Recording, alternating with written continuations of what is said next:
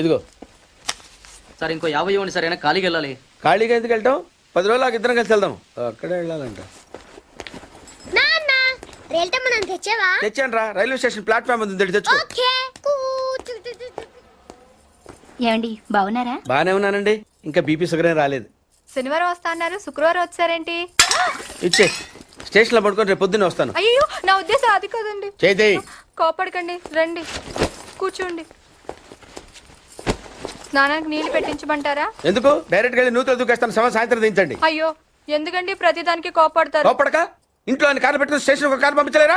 మీరు ఎప్పుడు వస్తారు? నార్మల్ ఏంటే కౌంటర్ ఇస్తున్నావు?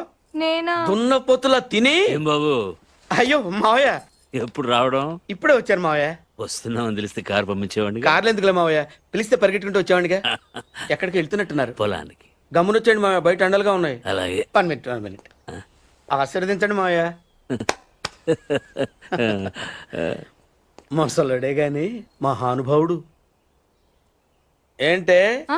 ఇందాకేంటి తిడుతూ ఆపాను? దున్నపోతుల్లా. దున్నపోతుల్లో రాగానే మొదలెట్టావా? ఊరుకన్నా నువ్వు కూడా అలాగే మాట్లాడతావు. రాగానే పెళ్ళని తిట్టాను, నాకేమైనా మనసు లేదనుకున్నావా? వచ్చి ఆల్రెడీ 5 నిమిషాలు అయింది. నువ్వు మారవు. నా సంగతికేం గానీ ఏంటి పార్తుగాడు వచ్చాడంటగా? నువ్వు రాలా, అలాగే వాడొచ్చాడు. నేను రావడానికి ఆడు రావడానికి తేడా లేదు. అల్లుడు సీజన్లు అంటాడు, వస్తాడు పోతాడు. మనవడు చెట్టు వస్తే పాతుకుపోతాడు.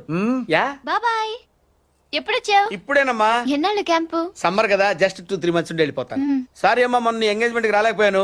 పెళ్లి కొడుకు యావరేజ్ అంటే కదా అనుకున్నారు. కిట్టు ఆ, వీడే పార్థు. వీడేంటి ఇంత ఎంత ఉన్నాడు?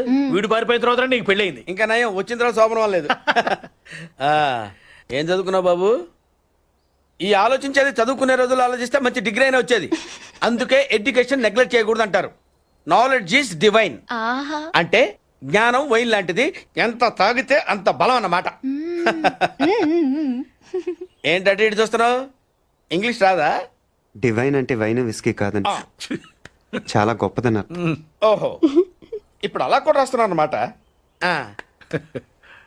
అలాగే రాస్తారు. ఓహో.